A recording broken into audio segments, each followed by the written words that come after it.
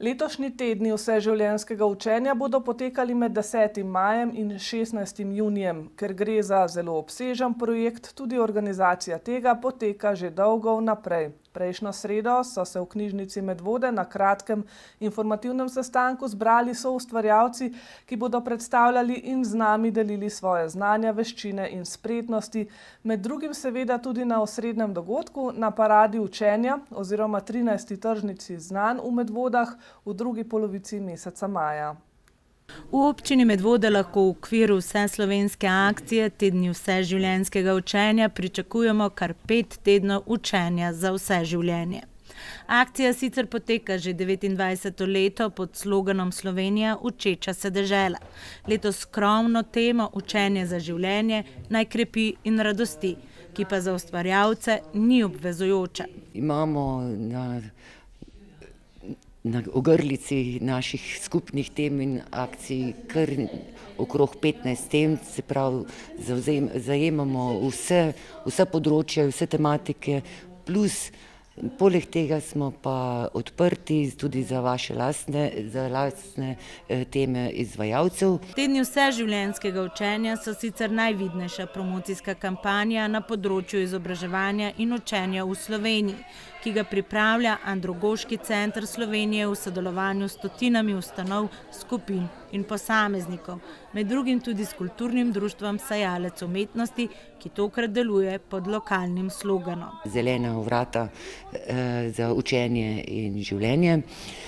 In pa seveda letos močno podpiramo 30. obletnico obstoja naše občine Medvode, spretnim programom in pa z vso našo aktivnostjo, da prispevamo še svojo žlico znanja. Med doslej 41 potrjenimi sodelujočimi na osrednjem dogodku Paradi učenja bodo tudi mladi iz strokovnega centra Frana Milčinskega Smlednik, kot se po novem imenuje ta vzgojno-izobraževalna ustanova.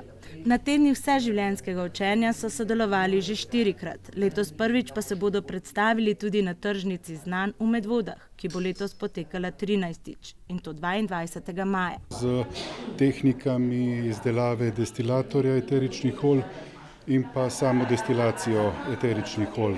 Tako da to je osrednja dejavnost, s katero se bomo predstavili na tržnici. Koordinatorka Tedna vseživljenjskega učenja Agata Trojer pravi, da je odziv dober.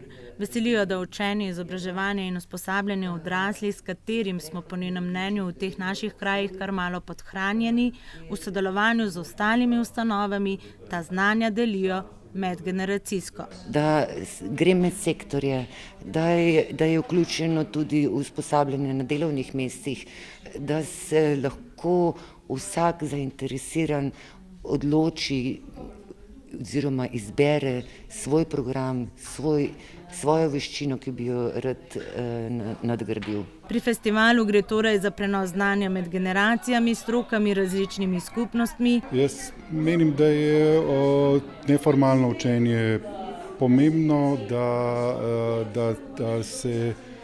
da se lažje tako otrokom približamo oziroma mladostnikom.